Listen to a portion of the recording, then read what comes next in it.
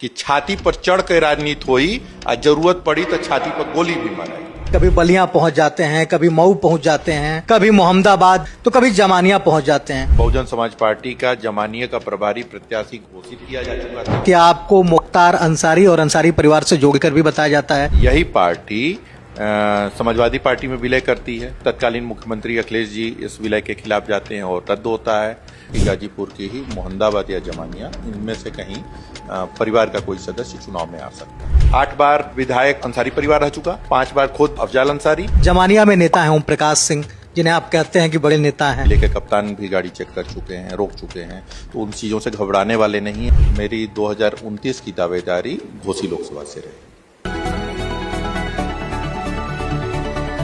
एक ऐसे पूर्व सांसद जो सांसदी का चुनाव जीतने के बाद संसद से ज्यादा जेल में रहे, और जब सभी आरोपों से बरी होकर जेल से बाहर आए तो क्षेत्र में ऐसी सक्रियता बनी कि लोग कंफ्यूज हैं कि इतने क्षेत्रों में ये घूम रहे हैं, लोगों से मिल रहे हैं, आखिर क्या करने वाले हैं, किस विधानसभा से चुनावी मैदान में आने वाले हैं। हम बात कर रहे हैं घोसी के पूर्व सांसद अतुल राय की।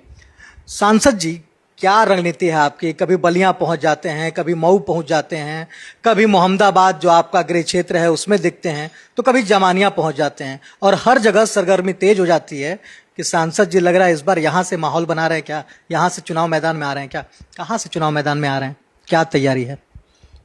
देखिए राहुल, चूंकि जो मेरा अब तक का सफर रहा है वह इस तरह का रहा है कि 4 जिलों से मेरी कनेक्टिविटी है।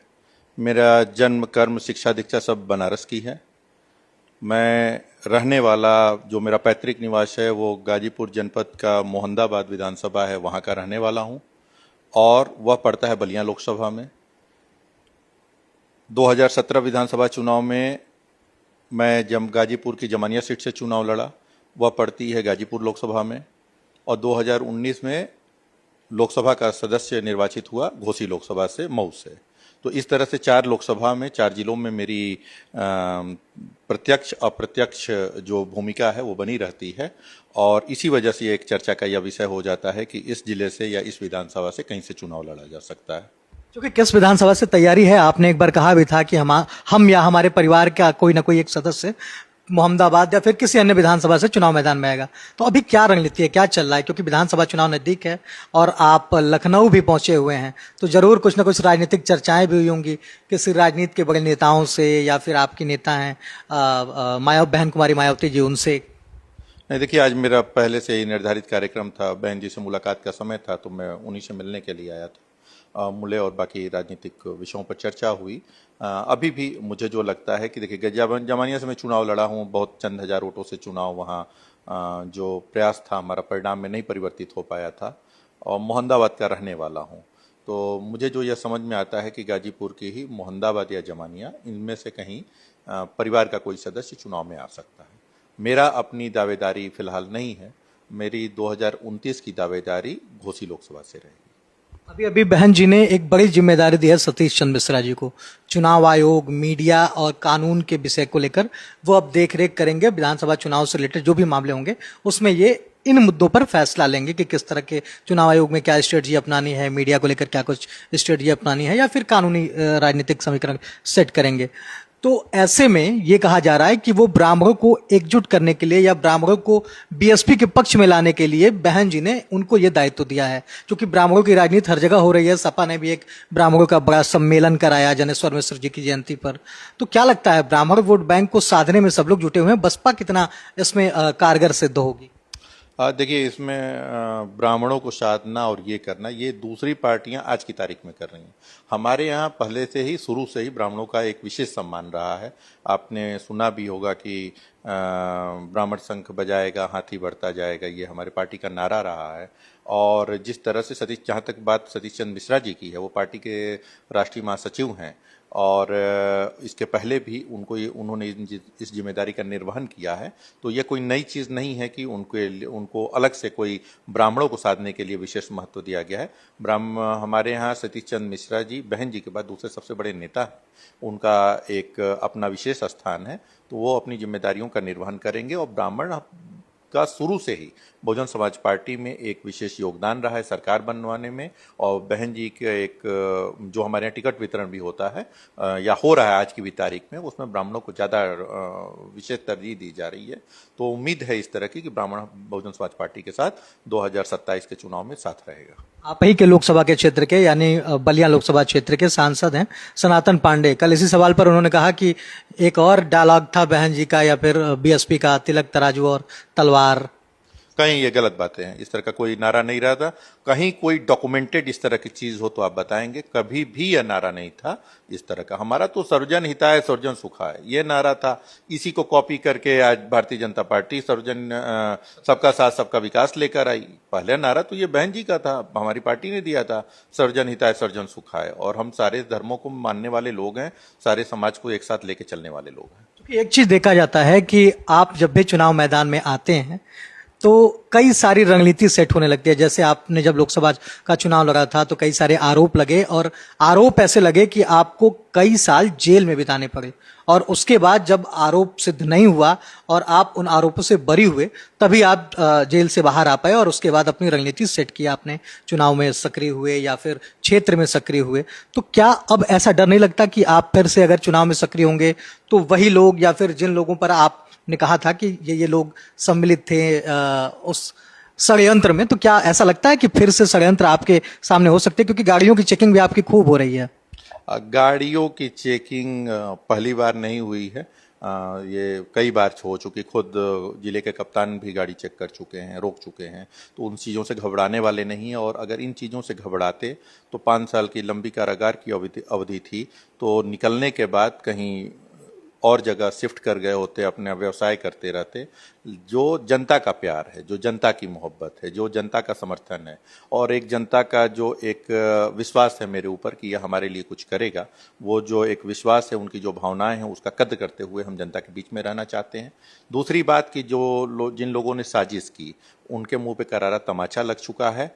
और अगर उनको दोबारा इस तरह की चीज़ें करनी हो तो वो करें। इन चीज़ों से अतुल कभी पहले भी नहीं घबराए हैं, आज भी नहीं घबराते हैं।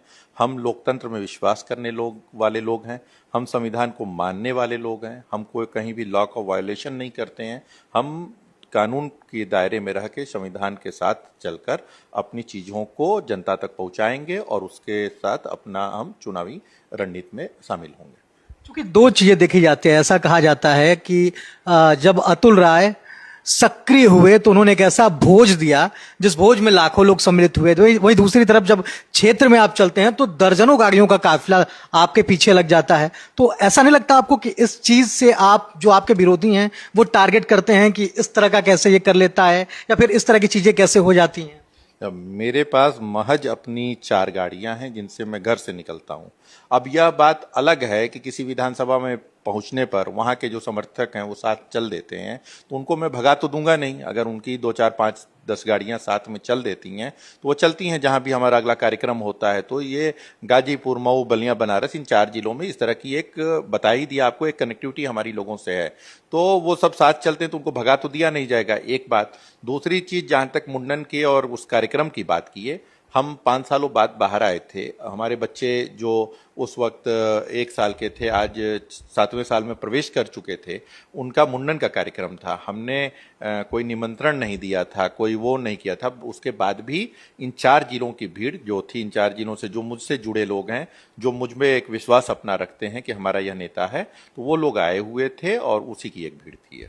एक चीज और देखा जा रहा है कि जब भी आप मोहम्मदाबाद में सक्रिय होते हैं तो राजनीति शुरू हो जाती है। आपको मुख्तार अंसारी और अंसारी परिवार से जोड़कर भी बताया जाता है कि अंसारी परिवार से इनके बहुत अच्छे ताल्लुकात रहे हैं, ये उनके तमाम कार्यों में सहभागी रहे हैं। तो इस तरह का जोड़ के तमाम तरह के कमेंट भी किए जाते हैं और कहा जाता है कि इस तरह के कमेंट से आपकी छवि धूमिल भी होती है। तो इससे कैसे बचेंगे आप?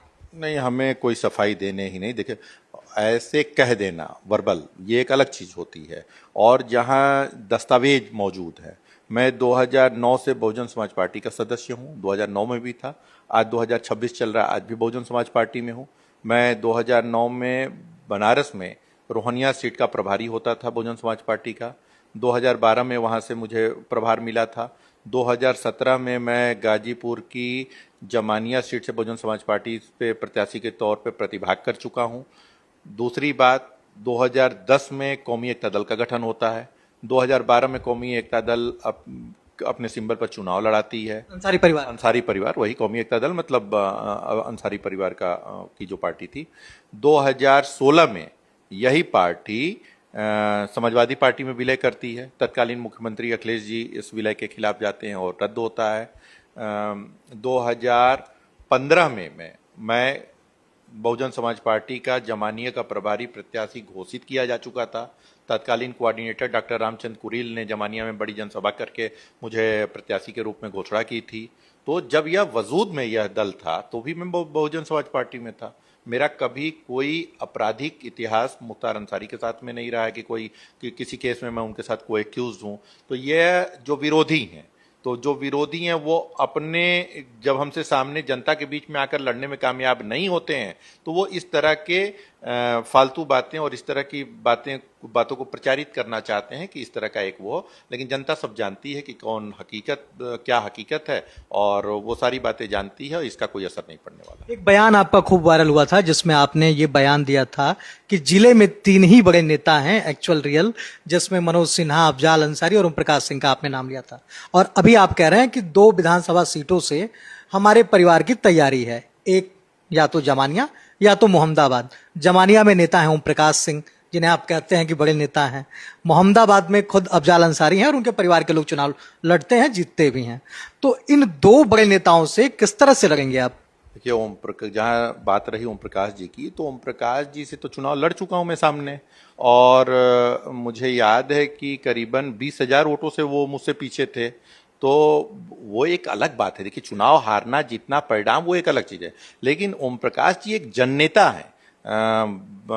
बनारस हिंदू यूनिवर्सिटी के वो महामंत्री रहे और जितनी मेरी उम्र है उतने दिन से वो सियासत में है। उनकी एक अलग पहचान है, पूर्वांचल के बड़े नेताओं में उनकी गिनती होती है। रही बात जहां अफजाल अंसारी की, तो आप यह बताइए कि 8% का जिला, मैं विरोधियों की भी तारीफ करता हूं, समझने की कोशिश करिएगा। 8% जहां माइनॉरिटी का जो जिला है, वहां से वह इंसान मोहम्मदाबाद में 5 बार विधानसभा में प्रतिनिधित्व कर चुका है और 3 बार लोकसभा में प्रतिनिधित्व कर चुका है। तो उसको अगर आप जननेता नहीं मानेंगे, राजनेता नहीं मानेंगे, तो किसको मानेंगे? जहां तक बात मनोज सिन्हा जी की है, गाजीपुर लोकसभा जो हमारा कास्ट बेस्ड जो कैलकुलेशन है वो भारतीय जनता पार्टी के पक्ष में नहीं है। उसके बाद भी मनोज सिन्हा जी वहां से 3 बार लोकसभा में प्रतिनिधित्व कर चुके हैं, केंद्र में मंत्री रह चुके, आज जम्मू कश्मीर में एलजी के तौर पे हैं। तो उनको अगर आप नहीं जननेता कहोगे तो किसको कहोगे? मैं इसीलिए इन तीनों की बात करता हूं। लड़ने के बाद में जमानिया की बात को आपको मैंने समझा दिया। अब जहां तक बात मोहम्मदाबाद विधानसभा की है, मोहम्मदाबाद में पिछले 45 सालों से 8 बार विधायक अंसारी परिवार रह चुका, 5 बार खुद अफजाल अंसारी, 2 बार उनके बड़े भाई सिगुतुल्ला अंसारी और 1 बार से उनके भतीजे रह चुके हैं। 8 बार हो चुका, तो 40 साल वो रह चुके, 10 साल यह रह चुके जो स्वर्गीय कृष्णानंद राय जी का परिवार है। तो 50 सालों से लगभग यही दोनों परिवार आसीन है वहां पर विधायक के तौर पर। अब रही बात कि मेरी दावेदारी कैसे होगी, वहां पर नफरत और द्वेष इतना बढ़ चुका है कि आज जनता को तीसरे मजबूत विकल्प की आवश्यकता है और तीसरा मजबूत विकल्प की खोज है। एक पक्ष कहता है कि सामने वाला सामंती है और कोई सामंती अगर पंजा उठाएगा तो जो मेरे झंडे के परचम के नीचे आएगा मैं उस पंजे को मरोड़ने का काम करूंगा। दूसरा पक्ष कहता है, स्वर्गीय विधायक जी के पुत्र कहते हैं कि छाती पर चढ़ कर राजनीति हुई और जरूरत पड़ी तो छाती पर गोली भी माराई। दूसरा पक्ष यह कहता है। तो यह जो नफरत और द्वेष पैदा किया गया है 50 सालों से जनता के बीच में, जनता इन चीजों से आजीज हो चुकी है। मैं सामंतवाद की बात नहीं करता, मैं बाहुबलवाद की बात नहीं करता, मैं विकासवाद की बात करता हूं, मैं आपसी प्रेम और सौहार्द की बात करता हूं और सबको समन्वय में लेके एक नई विकास की पटकथा लिखी जाएगी, इसकी बात करता हूं। एक आखिरी सवाल, मोहम्मदाबाद की बात हो रही है। मोहम्मदाबाद में बसपा चुनाव नहीं जीतती है विधानसभा में। दूसरी चीज, बसपा में जनजी को जोड़ने के लिए, क्योंकि आपने देखा कितना बड़ा जनजी आंदोलन चला, आप भी युवा हैं, युवाओं को जोड़ने के लिए क्या कुछ स्ट्रेटजी अपनाएंगे अतुल राय? मोहम्मदाबाद की ही आपने बात की। मोहम्मदाबाद में विकास से कभी मतलब ही नहीं रहा है हमारी जनता को। हमारी भोली भाली जनता को जज्बात के आधार पर बांट दिया गया कि एक सामंती है, एक बाहुबली है, और लोगों को जोड़ लिया गया। दूसरी जो आपने बात की जेनजी वाली, जेनजी आज चुप होकर बैठने वाला नहीं है।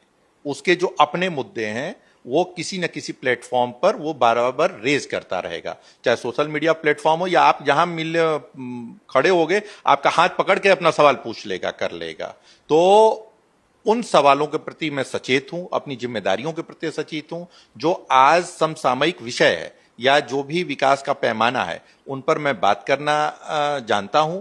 जो भी मेरा अपना विजन है लेकर विधानसभा को या विकास को लेकर, मेरी उस पर बहुत ही क्लैरिटी है। मैं इन सारी विषयों पे अपने जनजी जो हमारा समूह है उसको संतुष्ट करना जानता हूं और उनका जवाब दूंगा और उन्हें सेटिस्फाइड करके अपने साथ लेके चलने का काम करूंगा। बहुत बहुत धन्यवाद जी धन्यवाद। तो हमारे साथ बातचीत के लिए घोसी के पूर्व सांसद अतुल राय थे, जिन्होंने कहा कि देखिए, बसपा ब्राह्मणों का हमेशा से सम्मान की है और बसपा में दूसरे नंबर के सबसे बड़े नेता हैं सतीश चंद्र मिश्रा जी।